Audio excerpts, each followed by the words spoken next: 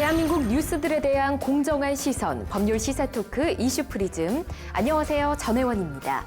자, 그럼 지금부터 지난 한 주간 있었던 이슈들부터 만나보겠습니다.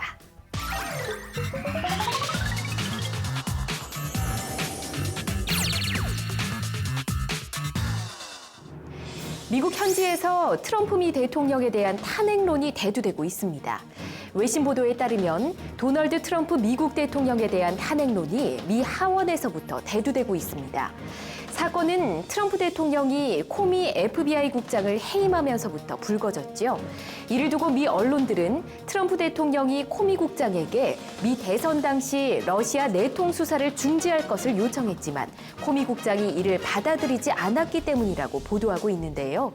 과연 이것이 세계 정세에 어떤 영향을 줄지 세계의 모든 눈이 미국으로 집중되고 있습니다.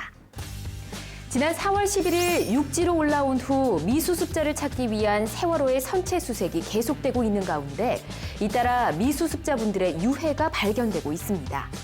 그러나 유해가 발견된 가족들은 나머지 유해가 모두 발견될 때까지 남은 미수습자 가족들과 목포에서 함께하겠다는 뜻을 밝혔는데요.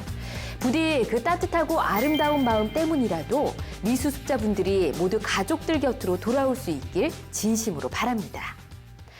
문재인 정부의 강도 높은 검찰개혁이 예상되는 가운데 헌법재판소장과 서울중앙지검장이 새롭게 임명됐습니다. 최근 청와대는 공석이었던 헌법재판소장 자리에 김희수 헌법재판관을, 최근 돈봉투 사건으로 부산고검으로 좌천된 이영렬 전 서울지검장의 후임으로 윤석열 수사팀장을 임명했습니다. 이에 따라 검찰은 물론 사법계까지 포함한 법조계의 대개혁이 예고되고 있는데요. 어떠한 개혁과 변화이든 그 결과는 문 대통령의 취임사에서 나온 것처럼 정의롭기를 바랍니다.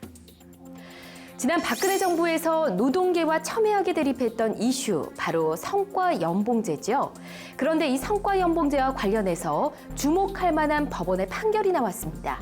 지난해 1월 공공기관 개혁의 일환으로 공공기관 간부에게만 적용하던 성과연봉제를 최하위 직급을 제외한 전체 직원으로 확대하는 권고안을 내놨었죠.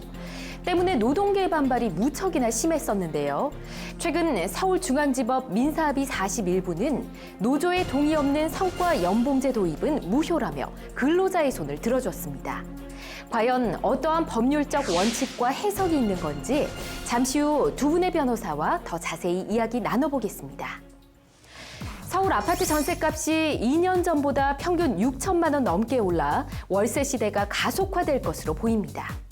지난 19일 한국감정원에 따르면 올해 4월 기준으로 서울 아파트 전세 재계약 시 추가로 발생하는 비용이 무려 6,190만 원에 달하는 것으로 나타났고, 제주가 약 4,500만 원, 경기가 약 3,600만 원으로 그 뒤를 이었는데요. 높아지는 전세 부담금을 고스란히 짊어져야 하는 세입자들을 위한 대책 마련이 시급해 보입니다. 지금까지 주간 브리핑이었습니다.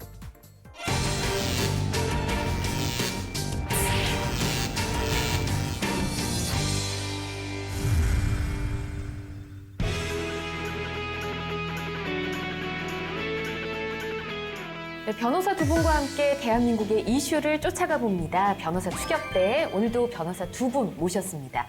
안녕하세요. 반갑습니다. 안녕하세요. 네, 어서 오십시오. 먼저 소개 좀 부탁드릴게요. 네, 안녕하세요. 장현정 변호사입니다.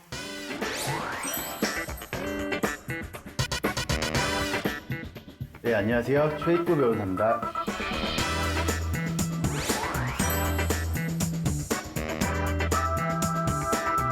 네, 오늘은 저희 평균 연령이 좀 내려간 것 같다는 생각이 드는데요. 일단 한번 오늘도 잘 부탁드리도록 하겠습니다. 네, 잘 예. 부탁드립니다. 앞서 주간 브리핑에서 이 법원이 성과연봉제에 대한 판결에 있어서 근로자의 손을 들어줬다라는 이슈를 좀 전해드렸었거든요. 근데 사실 이 성과연봉제, 지난 정부에서 굉장히 많은 논란이 됐었죠. 예. 우리가 통상 호봉제란 말 많이 써왔고 그간 전통적인 보수 체계였는데요. 네. 재직 기간에 따라서 연봉 서열로 해서 그 업무 성과와 관계없이 급여가 올라가는 것이 호봉제라고 한다면 네. 성과 연봉제는 말 그대로 성과와 능력에 따라서 연봉을 지급하는 방식입니다. 현재 이제 점점 호봉제 민간 기업의 경우에는 호봉제에서 성과 연봉제로 점점 도입하는 추세인데 네. 이제 지난 정부에서 그 공기업이나 준정부 기관에도 성과 연봉제를 도입하자 해서 좀 많은 이제 공기업들이 도입한 상황이고요. 네. 공공부문의 성과주의 문화를 확산시켜서 생산성을 끌어올린다는 취지에는 이제 좋은데 가장 많은 논란을 낳은 것이 성과를 도대체 그럼 어떻게 측정할 것이냐. 네. 특히나 이제 민간 기업과 달리 공공부문은 좀 다르게 평가를 해야 되는 것이 아니냐. 그렇죠. 그런 것이 좀 쟁점이 되고 있는 것 같습니다. 네. 민간 기업 같으면 뭐 어떤 성과를 평가할 수 있는 뭐 어떤 결과물들이 있기 때문에 좀 쉬울 것 같긴 한데 말씀하신 것처럼 공기업은 좀 어려울 것 네, 같아요. 뭐 민간 기업 같은 경우에는 대체로 뭐 이제 수익성을 분석한다거나 이런 좀 네. 객관적인 뭐 수치화된 지표가 좀 있을 수 있는데 네. 공공 부분이라는 것은 사실상 이제 뭐 수익을 낸다거나 이런 측면이 아니어서 그렇죠. 그 대국민 서비스를 하는 뭐 이런 것들이 대부분이라 가령 뭐 경찰을 예를 들면 한 명의 그 중대한 범죄를 잡은 것과 어떤 100명의 경미한 범죄자를 잡은 것 이 중에 어떤 것이 성과가 높은 것인지 그다음에 동주민센터에서 친절하게 한 두 사람 정도 상담을 잘 해주신 것과 좀 불친절하더라도 좀 신속하게 10명을 이제 빨리빨리 상담을 해주신 잘 것과, 해주신 예. 것과 어느 것이 좀 더 우월한 성과인지 좀 평가하고 측정하는 것이 공공부문의 특수성 때문에라도 다소 좀 애매한 측면이 여전히 많이 있다 이렇게 생각됩니다. 다 좋은 성과를 줄 수는 없는 걸까요? 그 취지상은 어쨌든 네. 좀 차등을 두게 되어 줄 수밖에 있으니까 없기 때문에. 알겠습니다.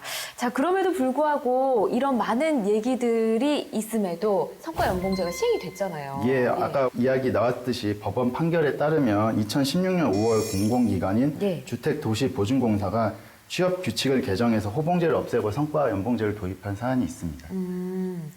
이 반발은 좀 없었는지요? 궁금하네요. 예, 그래서 그 노동조합 측에서 취업 규칙 변경으로 근로자 일부가 불이익한 이제 처우가 예상되는 만큼 변경된 규정을 무효로 해달라는 소를 제기한 상황입니다. 그것에 대한 판결이 난 것이고요.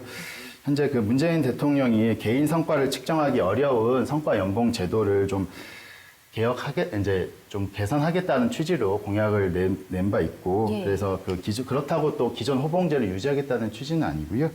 직무 특성에 따라서 임금 체계를 좀 이제 세분화하겠다 이런 취지의 소위 그 직무급 임금 체계를 도입할 예정에 있다고 합니다. 네. 앞서 말씀하신 그 사례가 이제 주택도시보증공사가 소송을 냈다 이런 얘기잖아요. 근데 최근 판결에서 법원이 근로자의 손을 들어줬어요, 변호사님. 네. 어떤 법적 근거가 있었을까요? 네, 당연히 법원은 법적 근거를 두고 이런 판결을 내렸고요. 우리나라 근로기준법 제94조 1항에서는요. 사업장에 근로자 가반수로 조직된 노동조합이 있는 경우에는 네. 그 노동조합 또는 그 근로자의 가반수로 조직된 노동조합이 없는 경우에는 근로자의 가반수 동의를 받아야 한다고 하고 있습니다. 그런데 이 사건에 있어서는요. 네. 주택도시보증공사에 노동자 가반수로 조직된 노조가 존재를 했었는데요. 네. 이 노조에서 성과연봉제 확대 시행에 대한 찬반 투표를 진행했었습니다.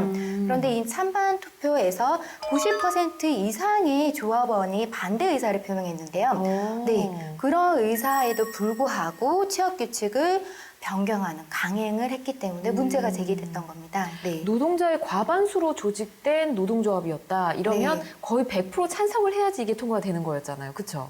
근데 90% 이상이 반대했고. 90% 이상이 반대를 했기 때문에 네. 대부분의 노동자들이 이제 강력하게 반대 의사를 표명하고 있는데도 불구하고 강행을 했다는 것 자체가 문제인 거죠. 그렇죠. 네. 자, 그렇다면 이 판결이 났기 때문에 이 네. 이후로 앞으로 노동계에 좀 많은 변화가 있을지 않을까 생각이 되는데요. 당연히 변화가 좀 있을 거로 보여지는데요. 네. 작년 상반기에 120군데 공공기관에서 성과연봉제를 도입을 했습니다. 그런데 그중에서 48군데가 이사회 의견만 거치고 노조의 합의를 거치지 않은 채 통과가 됐고요. 앞서 사례랑 비슷한 네. 거죠. 예. 그리고 30여 군데는 이러한 문제로 인해서 무효 소송이 지금 제기되고 있습니다. 네. 그렇기 때문에 앞으로 노동계에 적지 않은 혼란이 있지 않을까 예상됩니다. 네, 네. 이와 비슷하게 또 소송을 거는 공기업들이나 뭐 준정부기관이 있지 않을까 이런 생각이 듭니다. 일단 이슈들에 대해서 간단하게 이야기를 좀 나눠봤고요. 자, 이제 두 분의 변호사님들이 가져온 이슈 하나씩 쫓아가 보도록 하겠습니다. 자, 먼저 최일구 변호사님이 어떤 이슈 가지고 오셨을까요? 어떤 내용일까요? 예, 지난 뭐 며칠간 한국 사회를 뜨겁게 달구었던 이슈입니다. 국정농단 수사 종료 후에 또 만찬 자리에서 있었던 금일봉, 돈봉투, 병력금 등등 네. 다양하게 부르는데 그것과 관련한 것과 특수활동비의 정체에 대해서 이야기 나눠보도록 하겠습니다.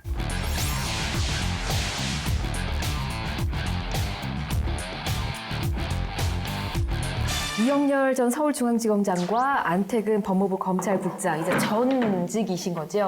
이 두 분의 이야기를 꺼내시려고 하는 것 같은데 굉장히 뉴스로 많이 나왔습니다. 근데 좀 요약을 해서 정리를 좀 부탁드릴게요. 현재 국정농단 사건에 대한 재판이 한창 진행 중입니다. 네. 지난 4월 21일로 알려져 있는데요. 그때 당시 이제 박근혜 전 대통령을 구속 기소하고 네. 우병우 전 민정수석을 불구속 기소하는 이제 결론이 어느 정도 나서 사건이 일단 수사 단계에서는 검찰의 손을 떠난 그 시점에서 국정농단 수사를 지휘했던 이영렬 서울중앙지검장 등 검찰 네. 특별수사본부 소속 간부 7명과 그 안태근 법무부 검찰국장 등 간부, 법무부 간부 3명, 총 10명이 함께 저녁 식사를 한 자리에서 벌어진 일이 문제가 되고 있습니다. 그러니까요. 말씀하신 금일봉 내지는 돈봉투 내지는 경력금 이렇게 불리는데 어쨌든 식사 자리에서 오갔다는 거잖아요. 예. 그래서 말씀하신 대로 그 술자리가 무르익자 법무부 검찰국장인 안태근 전 국장이 수사팀 간부들에게, 그러니까 좀 검찰 쪽이죠, 70만 원에서 100만 원 상당이 들어있는 금일봉을 건넸고요. 네. 이에 이제 뭐 화답하듯이 수사를 지휘했던 이영렬 전 서울중앙지검장이 법무부 간부 2명에게 각 100만 원 상당의 답례금을 줬습니다. 네. 결국에 정리하자면 이영렬 전 지검장과 안태근 전 국장이 서로의 이제 상대방 부하 직원들에게 금일봉을 건넨 이제 네. 사건이라고 보시면 됩니다. 예. 근데 사실 이 뉴스를 접했을 때 어떻게 보면 국민들 입장에서는 아니 검찰이 또 뭐 이렇게 좀 실망스러운 일이 하나 더 생긴 거고 좀 충격적이다 이런 반응들이 굉장히 많았습니다. 근데 검찰에서의 최초 반응은 그렇지가 않았다면서요. 검찰에서는 이게 통상적으로 하는 이제 후배 격려 차원에서 한 것이다라는 취지에서 관행적이다. 예. 그렇게 했고, 또 뭐 안 국장은 이제 국정농단 사건과는 직접적인 관련이 없다, 수사 대상도 아니어서 문제도 없다라는 취지로 좀 발표를 했는데요. 예. 이 부분이 사실은 우리가 국민이 기억하시기로는 안태근 전 국장과 우병우 전 민정수석이 통화를 뭐 굉장히 많이 1000번 이제 통화를 해서 실제 통화는 한 120번 했다고 하는데, 네. 그런 게 좀 많이 보도가 됐지 않습니까? 그래서 좀 이런 상황에서 굳이 그 수사가 끝나자마자 기다렸다는 짓 한 것이 좀 부적절한 자리가 아니었냐라는 의견들이 많이 있는 것 같습니다. 네. 그리고 또 법무부에서는 이제 특수활동비로 지급을 했다라고 취지로 지금 주장을 하고 있는데요. 그 특수활동비라는 게 또 뒤에서 계속 얘기 나오겠지만 기밀 유지가 요구되는 정보 및 사건 수사, 이에 준하는 국정 수행 활동으로 용도가 제한되는데 네. 이게 무슨 이 해당하는 건지 좀 애매한 측면이 분명히 있고요. 예. 그다음에 이영렬 전 지검장 같은 경우에는 이제 업무 추진비로 썼습니다. 업무 추진비로 썼다고 해명하고 있는 것으로 보이는데, 업무 추진비 같은 경우에는 어떤 기관 간 비공식적인 섭외 및 접대는 또 금지하고 있거든요.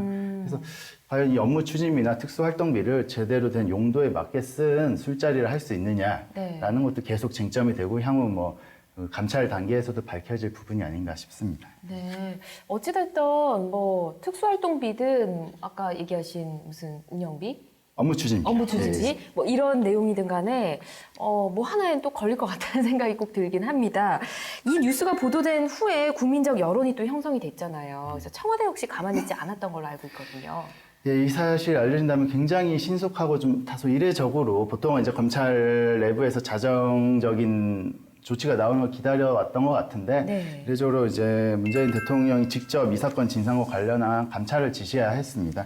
그럴 수밖에 없었던 것이 문재인 정부가 출범하게 된 계기도 좀 국정농단 사건에 대한 거기에 좀 시작됐죠. 국민적 네. 공분에서부터 기인한 측면이 있기 때문에 가뜩이나 그렇게 하는데 신정부가 출범하자마자 이런 일이 또 보도가 되니 네. 뭐 달리 가만히 기다리고 있을 수 없는 사건 사정이 있었을 것 같고요. 실제로 지금 뭐 법무부든 검찰이든 수뇌부가 지금 공백 상태이기 때문에 좀 네. 의사결정을 하기 어려운 측면이 있어서 좀 신속하게 좀 이제 판단을 내린 것 같습니다. 그래서 결국에는 다시금 또 우병우 전 민정수석 이야기가 언급되는 것이 좀 그 안태근 전 국장과의 관계가 여전히 해명을 못한 것이 아니냐. 네. 검찰에서 이런 부분 좀 수사를 덜 한 것이 아니냐. 그리고 특검 시기에도 좀 연장하지 못하고 좀 조기에 종료된 측면이 있어서 네. 이런 부분이 조금 국민적으로 여전히 미심쩍은 부분이 많은데 이런 부분 해소되지 않은 상태에서 아니나 다를까 이런 자리를 하게 되니 네. 조금 뭐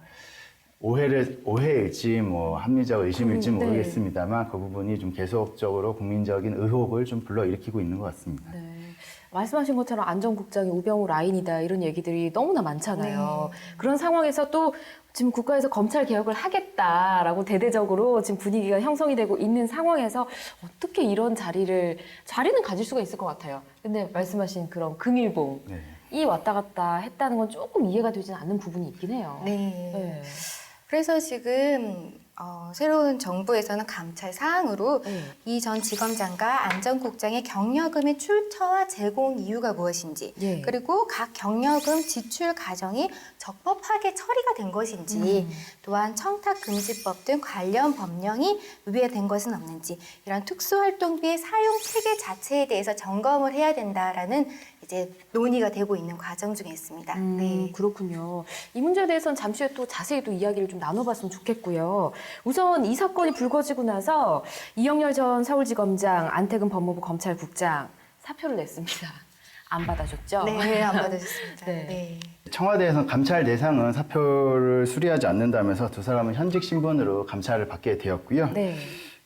현재 그래서 지금 최근 오늘 5월 22일자죠. 5월 22일자에 그 이영렬 전 지검장은 부산고검 차장검사로 안태근 전 검찰국장은 대구고검 차장검사로 네. 좌천성 인사발령이 났습니다.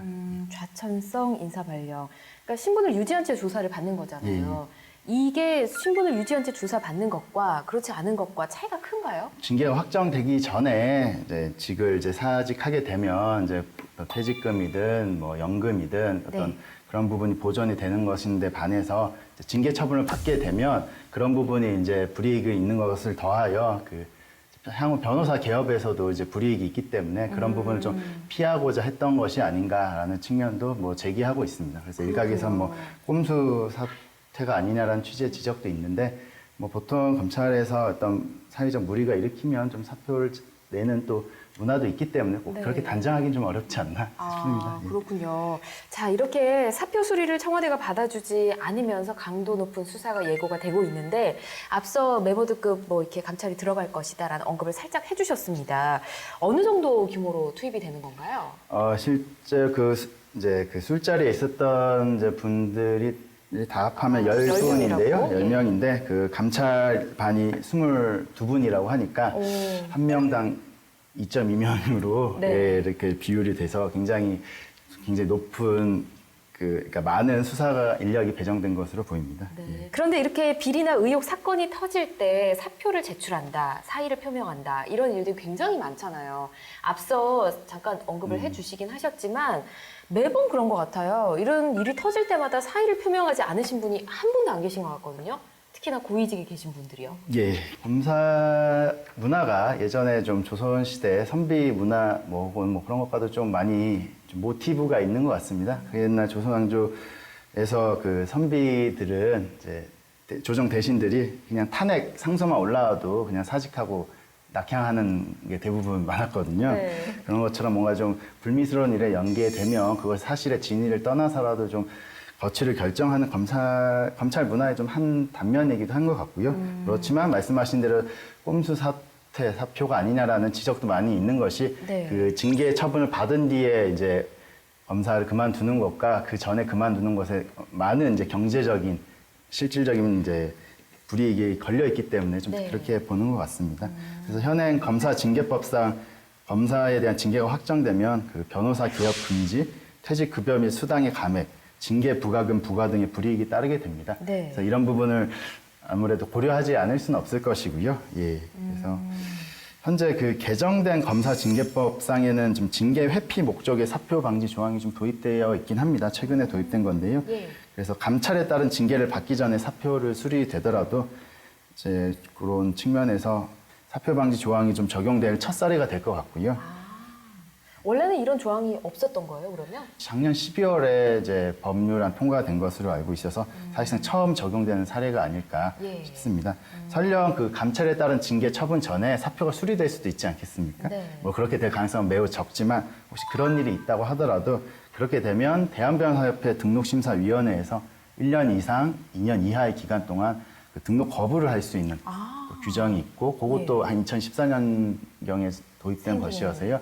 어느 뭐로 보나 그것이 좀 옛날처럼 단순히 변호사 개업 쉽게 하는 그런 시절은 좀 이제 점점 지나가는 것이 아닌가 이렇게 보입니다. 뭐 이번 적용도 또 첫 사례라고 얘기를 하셔서 더 그럴 것 같은데 어쨌든 간에 우리 사회가 좀 더 깨끗해지고 좀 공정해지는 느낌이 들긴 합니다. 네. 앞으로 더 그래야 할 것 같고요.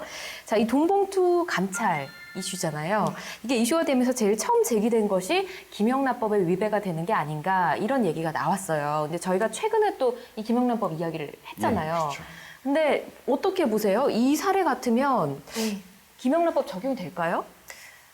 이 사례와 같이 금일봉 회식 사례잖아요. 이게 네. 이 경우에는 법조계에서는 김영란법에 저촉되는 것이 아닌가 하는 의견이 지배적이긴 합니다. 지배적이에요. 네. 예. 사실 반면에 이 견해와 달리 그러니까 자금의 성격에 따라 김영란법 적용 여부가 달라지기 때문에 김영란법에 저촉되지 않는다는 의견도 있는데요. 네. 이렇게 저촉되지 않는다는 의견은 사실 김영란법에서는 상급자가 하급자에게 금품을 제공하는 것 자체가 처벌 대상에서는 제외되어 있고요. 그리고 이거 지급된 경력금이 네. 만약에 세금에서 조성된 그리고 그 예산에서 집행이 됐다면 사실 뭐 부적절해 보이긴 하지만 김영란법 위반이 아닐 수 있다 이런 입장을 보고 있는데요. 네. 반면에 이런 지배적인 법조계 의견에 의하면은 검찰, 법무부 뭐 이 두 분이 속해 있는 조직이 다르긴 하지만 안전국장을 비롯한 법무부 감찰국 관계자들이 검찰 인사를 다루고 있고요. 네. 그리고 김영란법 적용 대상에 해당되는 것이 아닌가. 왜냐면은 사실 이런 부분에 있어서는 직무 공정성을 저해할 우려가 매우 크잖아요. 네. 그래서 회식비나 경력금이라 설사 하더라도 인사 감찰부서에 근무하는 직원들에게 인사철과 같이 이런 예민한 시기에 직무 공정성을 저해하는 이러한 의심이 되는 것을 하였다면은 순수한 경력금으로는 보기 어렵다. 그렇기 때문에 김영란법을 적용할 수 있다. 이런 의견이 사실 지배적이긴 합니다. 지금까지 언론 보도 나온 것을 참조해서 살펴보면 지금 어쨌든 우리 청탁금지법상 공직자 등이 경력금과 식사비용 포함해서 100만 원 이상 받으면 예. 그 직무 관련성과 관계없이 형사처벌 받지 않습니까? 그래서 이 사건에서는 그러면 식사비는 누가 계산했지? 그러게. 각자 계산했지? 이게 100만 원 넘을지 말지도 기준이 되잖아요. 지금 100만 원 받으신 분이 몇 분 계시니까 네. 그러면 여기에서 식사비를 혹시 얻어 먹었으면 이제 바로 형사처벌 갈 수 있는 네. 그런 부분이 될 것이고 그 부분은 식사는 각자 계산 안 된다고 하면 이제 과태료 부과 대상이 될 것인데 네. 그 부분이 좀 확실치는 않아서 이제 그런 부분 좀 봐야 될 것 같고요. 예. 그다음에 좀 문제 될 만한 것은 청탁금지법상 문제 될 만한 건 중앙지검장이 법무부 검찰국 과장들에게 준 봉투는 좀 특히 더 문제가 될 소지가 있는 것 같습니다. 장 변호사님께서 말씀하셨지만 상급 공직자 등이 위로, 경력, 포상 등의 목적으로 하급 공직자에게 제공하는 금품은 이제 허용되고 있는데요.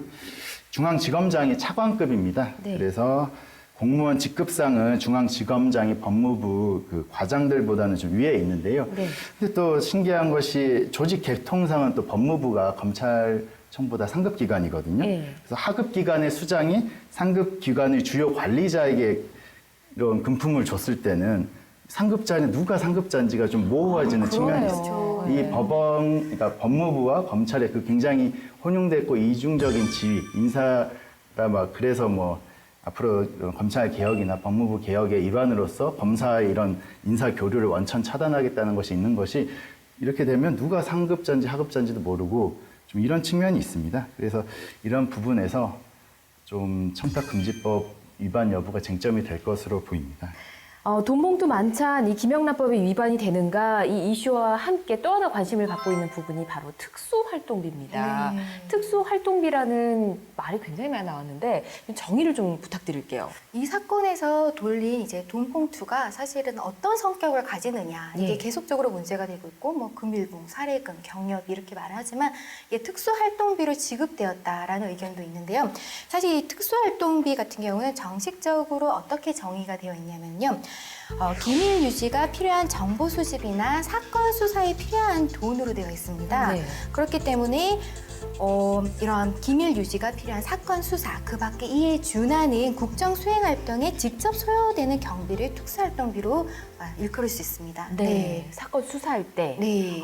근데 이게 지출 증빙이나 영수증이 없어도 되는 돈이라면서요. 사실 그래서 문제가 제기가 되고 있는데요. 실제로 감사원 관련 지침을 보면은 특수활동비를 지급한 상대방에게 영수증의 교부를 요구하는 것이 적당하지 않은 경우도 있지 않습니까? 그렇죠. 그러한 경우에는 그 사유와 지급 일자, 지급 목적, 지급 상대방, 그리고 지급액을 명시한 관계 공무원의 영수증서로 이를 대체할 수 있도록 하고 예. 있는데요. 그리고 나아가서 현금으로 미리 지급한 뒤 나중에 집행 내용 확인서만 붙일 수 있도록 또 하고 있습니다. 그렇게 안 해도 된다는 얘기인데요? 이런 경우에는 어떤 경우에도 이게 생략도 가능하도록 되어 있기 때문에 이게 눈먼 돈이 아닌가 이런 논의가 있습니다. 네. 그런 표현들을 많이 하는군요. 네, 그렇습니다. 네. 이런 특수활동비 그럼 모든 공무원한테 약간이 주어지는 건가요, 다? 모든 공무원한테는 지급되는 것은 아니고요. 네. 특수활동비는 그 정보, 기밀 유지 혹은 그에 준하는 국정활동에 쓰이는 만큼 국정원이나 검찰, 경찰, 그리고 일부 국회의원, 대통령 등이 사용을 할 수 있는데요. 놀라운 건 이런 활동비가 한 해 9천억 원 가까이 사용되고 있다는 점이 문제점입니다. 9천억 원. 네. 9천억 원이 어마어마한데요. 네, 상당히 많은 금액이죠. 네. 근데 이 금액이 정당한 데 쓰이지 않을 경우도 있다는 거잖아요, 그러면. 네, 올바르게 사용된다면 전혀 이런 문제점이 없겠죠. 그런데 올바르게 사용되지 않은 전례가 있기 때문에 아무래도 국민들이 더 촉각을 세우고 보고 있는 게 아닌가 싶고요. 뭐 전례가 어떤 네. 전례일까요? 과거에 2009년도 일인데요. 그 당시에 검찰총장이었던 분께서 기자들과의 회식 자리에서 일명 뽑기에 당첨된 기자한테 돈 봉투, 그러니까 50만 원을 돌리는 사례가 있었습니다. 뽑기를 했다고요? 네, 이런 좀 말도 안 되는 일이 있었고요. 그리고 이 같은 김 전 총장 분께서요. 네. 2011년도에도 전국 검사장 워크숍에서 검찰 고위 간부 40명이 넘는 사람들에게 200만 원 내지 300만 원이 들어있는 돈 봉투를 돌렸기 때문에 네. 많은 문제가 제기됐는데요. 이렇게 어떤 이유로 사용됐는지 그 투명성이 반영이 되지 않았기 때문에 지금 계속적으로 특수활동비가 그러면 어떤 것인지 이거 제재를 가야 되는 것이 아닌지가 문제점으로 제기되고 있습니다. 네. 검찰에 왜 특수활동비가 있냐 하면 그 부족한 수사비를 보존해주는 관행에서 좀 연유한 것입니다. 그래서 좀 이제 거대한 범죄의 피의자를 뭐 구속하거나 이렇게 되면 지검장이 자신에게 몫으로 있는 특수활동비를 이제 부장검사에게 좀 경력금 쪽으로 뭐 금일봉 내려주고 그럼 부장검사는 또 이 돈을 다시 수사검사, 수사관에게 내려주는 그런 좀 나랏돈 가지고 사심 쓰는 느낌도 들긴 하지만 좀 수사비가 부족하고 뭐 검사가 뭐 박봉이던 시절 뭐 이런 때 했던 문화이긴 한데요. 이런 이제 검찰 예산이 넉넉하지 않아서 수사 경비를 자비 사비로 충당하는 그런 부분에 대한 것을 좀 사후적으로 보존하는 측면도 상당 부분 있고 현재도 좀 그런 부분이 상당히 있습니다. 사실 뭐 수사 진행비 이런 것들이 현재 검사님들께도 다 나오지만 그거 가지고는 뭐 수사관님들이랑 한번 회식하고 나면 끝나는 돈 정도 나오고 하다 보니까 좀 특수활동비라는 것을 좀 내려받는 것을 좀 은연중에 기대하게 되는 좀 문화도 있는 것 같고요. 특수활동비를 줄이겠다고 하면 좀 그럼 이런 식의 검사의 그 수사 진행비를 또 현실화해야 되는 측면도 있어서 그 어느 것이 더 좋은가는 좀 그래서 면밀하게 검토를 해야 될 것 같습니다.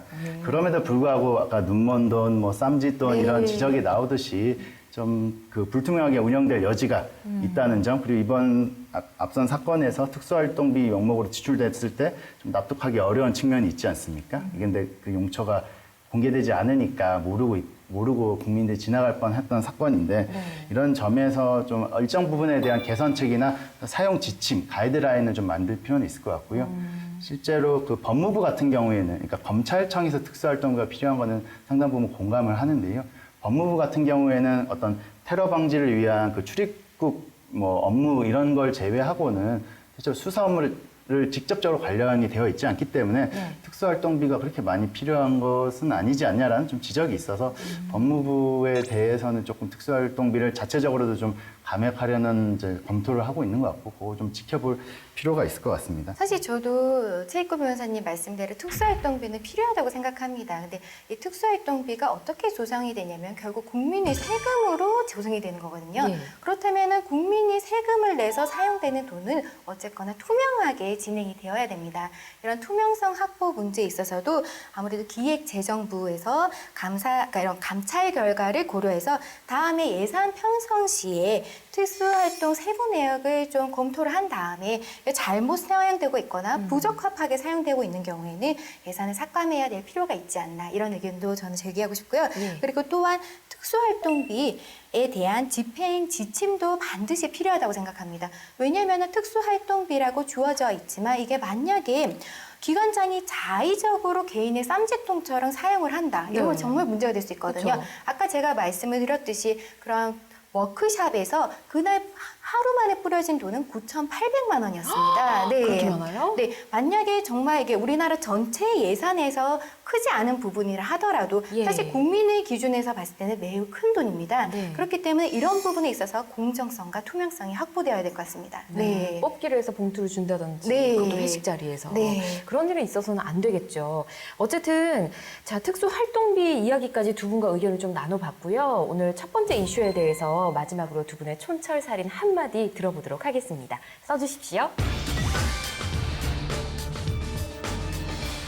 네, 첫 번째 이슈 준비하신 최익구 변호사님부터 어떤 한마디 쓰셨는지 들어볼까요? 예, 이번에는 삼봉 정도전 선생께서 그 암행어사에 대해서 얘기하면서 쓰신 말씀인데요. 스스로를 그러니까 암행어사라는 게 오늘날 뭐 검사와 좀 비슷하지 않겠습니까? 그쵸. 그래서 검사는 이제 스스로 책망하기를 어렵지 않게 여겨야 남을 책망할 수 있다. 그러니까 검사라는 것은 결국에는 남을 좀 꾸짖는 입장, 그러니까 남에게 이제 처벌을 할 수 있는 그런 입장이지 않습니까? 네. 그래서 그러기 위해서는 스스로를 먼저 좀 엄격하게 돌아보고 그 다음에 비로소 그 권위의 기대 바탕으로 이제 국민에게 어떤 이제 법을 준수하도록 할 수 있는 것이 아닌가 싶어서 이렇게 생각해서 들고 왔습니다.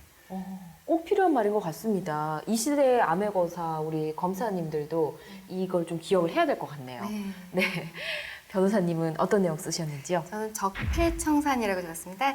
요즘 국민들이 많이 올리는 단어인데요. 새 정권에 바라는 사항이 아닌가 싶긴 합니다. 오랫동안 누적되고 쌓여있는 폐단은 청산을 해야 된다는 건데요. 사실 이런 적폐청산이 인적청산으로 이루어져야 되는 건 솔직히 좀 문제가 있다고 봅니다.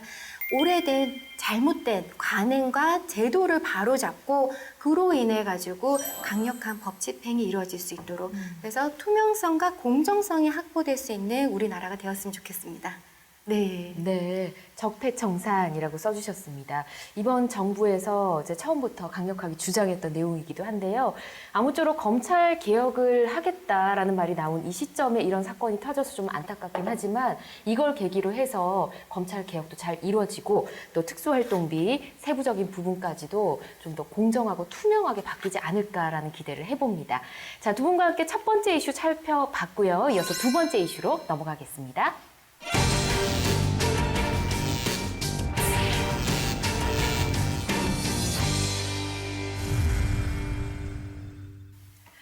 네, 변호사 추격대 이제 두 번째 이슈 만나보도록 하겠습니다. 두 번째 이슈는 장현정 변호사님 준비를 하셨는데요. 어떤 내용일까요? 네, 제가 준비한 주제는 새로운 마약 유통 창구 SNS입니다.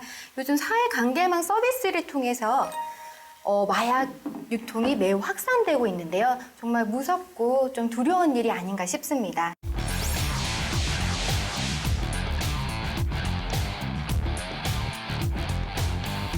SNS가 등장한 지가 그렇게 오래되지는 않았는데 우리 지난번에도 뭐 이런 뭐 자살이라든지 네. 생긴 이런 논란들을 얘기했는데 마약까지 네. 정말 문제가 많은 것 같습니다.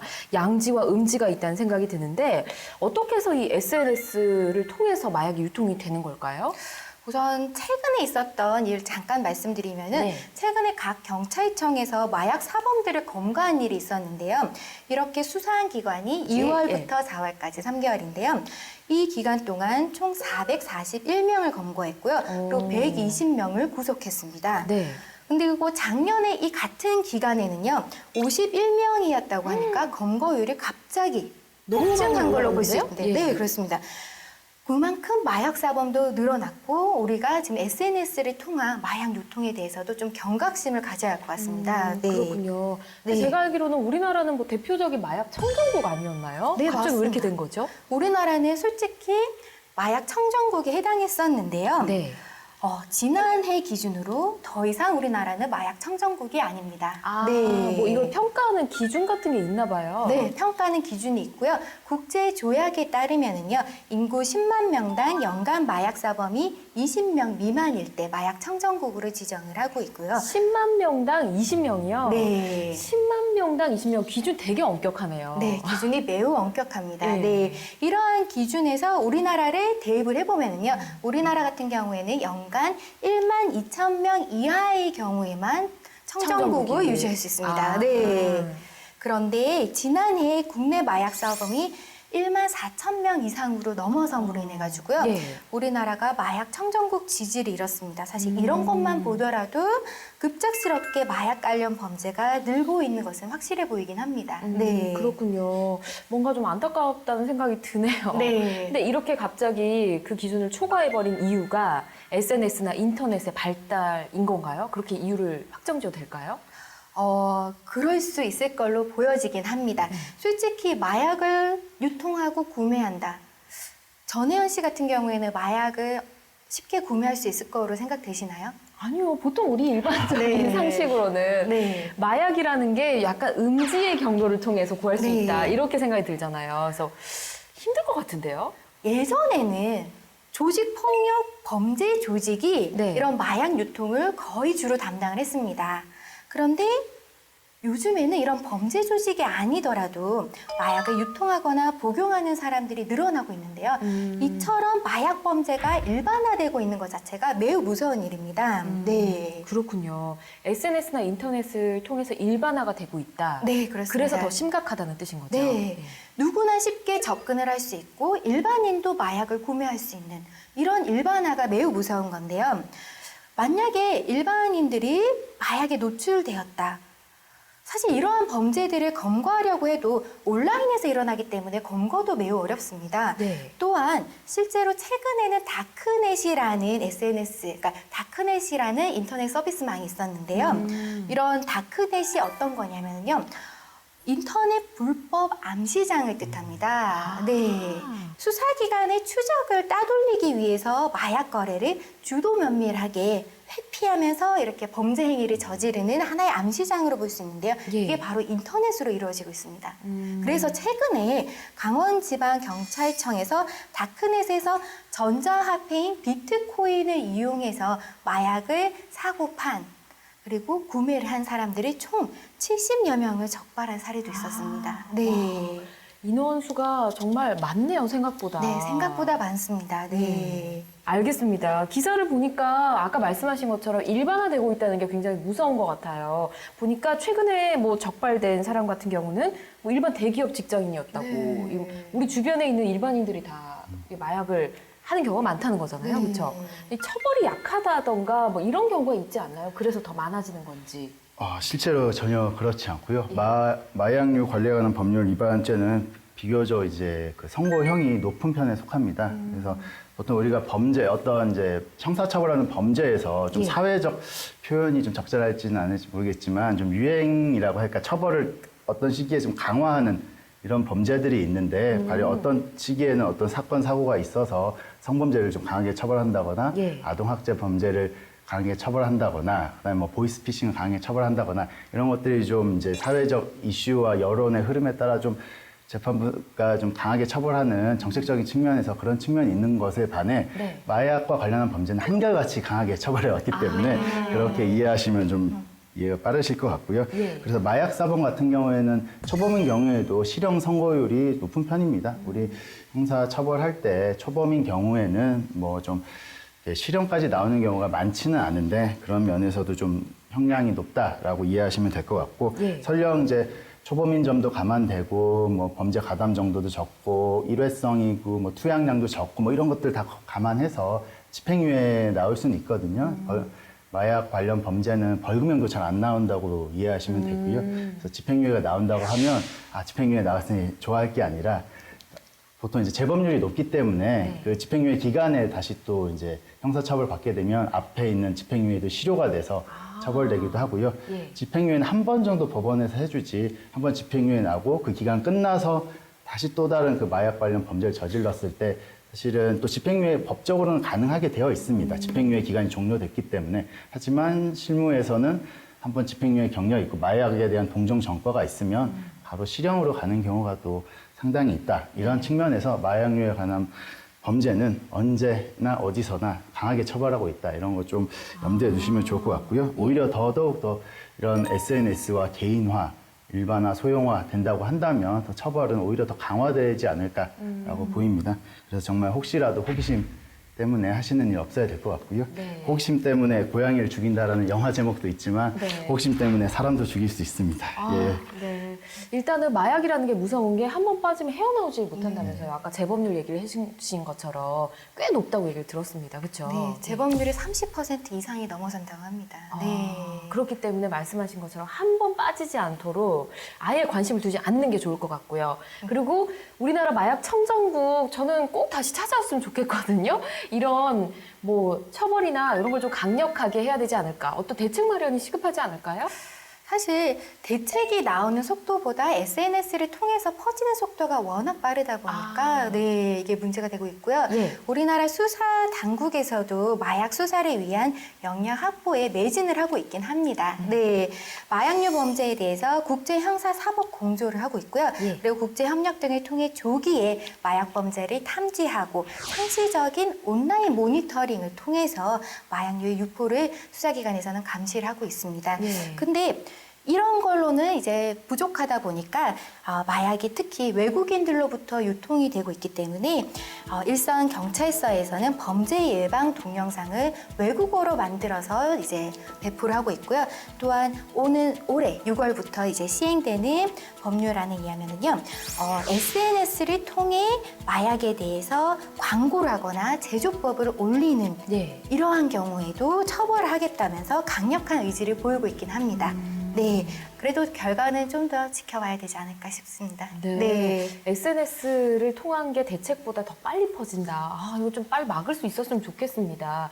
자, 이런 상황에서 최익구 변호사님은 어떤 대책을 좀 생각하고 계실지요? 정변께서 말씀하셨지만 이제 그 법률 개정이 돼가지고 인터넷상에서 광고만 해도 바로 처벌되게 되어 있습니다. 종전에는 실제로 판매에 이르렀을 때 혹은 판매가 이르지 못해서 판매 미수가 된다거나 아니면 사실은 실제로는 이제 마약이 없는데 있는 걸 참다면 돈만 받아가서 사기죄가 된다거나 구체적인 그런 행위로 나아갔을 때만 처벌됐다면 이전 광고한 거 자체로 재미삼아 솔직히 이제 광고를 올리더라도 처벌될 수 있는 거예요. 그냥 흥미삼아 그냥 이렇게 합니다라고 했다가도 난 진짜 마약을 뭐 건드려 본 적도 없고 뭐 전혀 소지하지도 않고 있다고 하더라도 그런 것 자체도 처벌하겠다는 이런 좀 강력한 처벌 규정이기 때문에 그런 면에서 좀 특별히 유의하실 필요가 있을 것 같습니다. 좀 이제 아까 전파되는 속도가 도저히 대책을 따라갈 수 없다고 하셔서 그런 측면은 좀 어쩔 수가 없고 SNS의 전파 속도를 이길 게 뭐 사실 뭐가 있겠냐 싶기도 한데요. 그래서 지금 경찰청에서도 기술적 측면의 대응을 좀 준비 중인 것으로 알고 있습니다. 그래서 다크넷 아까 이야기 나왔는데 다크넷 내에서 범죄 정보를 수집하거나 그런 걸 분석하는 기술을 개발해서 거의 실시간으로 그걸 파악하고 차단할 수 있는 그런 것을 좀 연구하고 접속 프로그램 분석으로 이제 범죄자 IP 뭐 추적까지 하는 그래서 수사의 단서를 확보하는 이런 식의 기술적인 측면을 좀 빨리 진행하고 있다. 목표는 2018년까지 좀 그런 프로그램을 개발하겠다라고 하고 있습니다. 이런 부분 중요할 것 같고요. 그런 것뿐만 아니라 보면 마약 사범 대상으로 범죄 원인을 조사해 보면 뭐가 제일 많느냐 하면 제일 많은 게 유혹이나 호기심이었습니다. 아까 호기심 얘기 나왔지만 그래서 좀 사전 관리 측면에서 사후의 처벌도 중요하지만 예방 교육을 내실화할 필요가 있다고 생각합니다. 그래서 외국에서는 이런 마약 관련해서 좀 권고하는 것이 마약 교육과 관련해서 어린 학생 때부터 좀 마약의 위험성과 관련한 교육을 강화하고 그것이 그냥 좀 형식적인 것이 아니라 좀 굉장히 마약의 어떤 폐해를 좀 적나라하게 그 좀 심각한 것을 보여주는 요즘 뭐 담배 광고에서 좀 끔찍한 화면들 보여주는 것처럼 마약에도 그런 것들을 좀 적나라하게 보여주는 것이 좀 교육 효과가 있는 것이 아니냐라는 취지의 외국 관련 기관들의 권고도 있습니다. 또한 여기엔 또 어쨌든 이게 재범률이 높은 것이기 때문에 치료가 필요한 국면이 있고요. 물론 현행 법상으로도 치료하는 어떤 제도가 있지만 이런 부분이 좀 다소 부족하다면 그 지난 19대 국회에서 발의되었다가 임기 만료로 폐기된 법안이 있습니다. 법률안 이름이 굉장히 긴데요. 마약류 등의 중독증 제거 및 재발 방지를 위한 평생 교육 지원에 관한 법률안 이런 것들이 있는데요. 너무 이제 처벌도 굉장히 강한 법률안이긴 하지만 이게 처벌만 하는 게 능사가 아니라 재범률이 이렇게 높다면 앞으로는 좀 이렇게 하지 않게 좀 치료를 하고 이 사람이 정상적인 사회인으로 살 수 있도록 하는 것이 우리 형사사법 체계의 또 중요한 목표 아니겠습니까? 이런 측면에서 입법적으로 치료 예방 교육을 좀 법제화할 필요 있다 이렇게 생각합니다. 사실 저는 이렇게 마약이 일반화되는 것은 매우 위험하다고 생각하고요. 보다 더 일반화되고 확산되기 전에 엄중한 처벌로서 조금은 다스려야 되는 부분이 있지 않나 싶습니다. 아마 들어서 아시겠지만 중국 같은 경우에는 마약 사범에게 사형까지 집행함으로써 아주 강력하게 처벌하고 있습니다. 근데 중국과 달리 우리나라 마약 사범에 대해서는 형사처벌 수준이 좀 상대적으로는 비교적 낮은 편이긴 합니다. 그런데 영리를 목적으로 하는 마약 밀매범에 대해서는 중국 경우와 같이 중형에 엄중히 처벌을 해야 되는 것이 아닌가 하는 생각이 들고요. 그리고 또 이제 제가 한 가지 더 말씀드리고자 싶은 것은요. 마약 범죄는 사실상 처벌만으로는 통제가 힘이 듭니다. 왜냐하면은 아까도 말씀드렸듯이 재범 비율이 매우 높은 편에 속하고요. 그리고 이런 마약류 보호 관찰 대상자들이 평소에는 지도 감독에 이제 순응하는 듯하고 잘 따르는 것 같긴 하지만 이러한 한번 마약에 이제 범죄로 이제 빠지신 분들의 특징이 뭐냐면 이웃과 지역 사회 공동체에 대한 연결관계, 유대관계가 많이 약하다 보니까 정상적인 사회 적응을 잘 못하십니다. 그래서 다시 또 다른 마약 사범들과 접촉해 재범을 하고 이런 문제점이 존재하는데요. 이거의 가장 큰 문제는 우리 청소년들이 마약에 접촉할 기회가 많이 생겼다는 겁니다. 그래서 지금 2017년 3월 대검찰청 마약 관련 통계 자료를 보면은요. 지금 10대, 20대가 차지하는 비율이 15%에 해당합니다. 그리고 30, 40대가 60%를 차지하고 있는데요. 이처럼 전체 마약 사범은 사회활동에 활발한 분들뿐만 아니라 청소년 마약 범죄가 급증을 하고 있기 때문에요. 한번 마약 범죄에 의해서 범죄자가 되었다 하더라도 우리 사회가 많은 관심을 가지고 이런 분들이 다시 사회에 복귀할 수 있도록 치료 방안에 대해서도 함께 논의가 되어야 될 것 같습니다. 결론은 두 분이 좀 비슷하신 것 같습니다. 일단은 뭐 얘기를 들어보니까 우리 법률적인 내용에 있어서도 이 IT 시대를 쫓아가야 되는 걸까 싶은 생각이 들고요. SNS의 속도를 따라갈 수 있도록 그런 법률적인 제도도 만들어져야 되지 않을까. 말씀해 주신 것처럼 후속 조치들, 교육도 또 따라와 줘야 되는 것이 아닐까 하는 생각이 듭니다. 일단 새로운 마약 유통 창구 SNS 이 이슈로 이야기 나눠봤는데 두 분 마지막 촌철살인 한마디 어떤 내용 써주실까요? 보겠습니다. 네, 이번에는 장현정 변호사님부터 보도록 하겠습니다. 어떤 말 쓰셨나요? 네, 저는 지역사회에 많은 관심이라는 단어를 썼는데요. 사실 이런 마약 범죄라든지 마약 범죄에 대한 예방을 하기 위해서는요. 지역사회에서 좀 더 관심을 가지고 이러한 분들이 사회에 적응할 수 있도록 노력해야 될 뿐만 아니라 우리 청소년들이 마약 범죄에 휘말리지 않도록 또한 관심을 가져야 될 것 같습니다. 특히 제가 드리고 싶은 말씀은 국내 마약 사범 중에 50%는 서울과 수도권에 밀집해 있습니다. 그렇기 때문에 아무래도 이러한 지역에서는 더욱더 많은 관심을 가지고 함께 노력을 해야 될 것 같습니다. 네, 알겠습니다. 약간의 관심만 있으면 다시 청정국이 될 수 있을 거라는 생각을 합니다. 자, 이런 의견 들어봤고요. 최익구 변호사님 어떤 내용일까요? 네, 저는 마약에는 만약은 없다라고 그 마약 퇴치 운동본부에서 내세운 구호입니다. 그래서 라임도 살아있는 것 같아서 들고 와봤고요. 그 마약은 결국에는 재범률이 높고요. 아까 통계상은 30%지만 실제 변호사 업계에서 추산하기론 거의 재범을 안 하는 사람이 없는 것이 아니냐라고 사실 좀 저희끼리는 얘기합니다.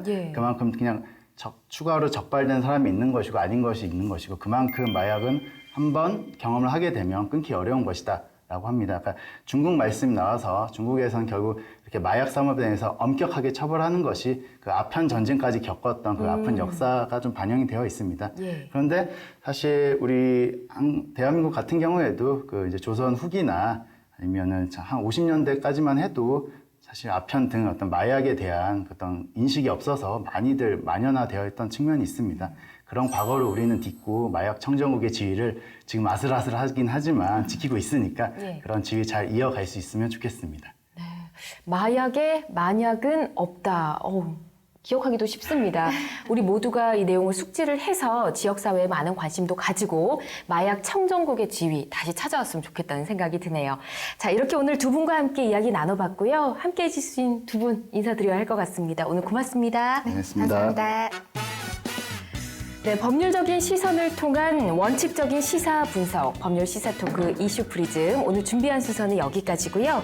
다음 시간에도 대한민국의 이슈와 함께 그리고 냉철한 시선으로 다시 돌아오겠습니다. 함께 해주신 여러분 고맙습니다.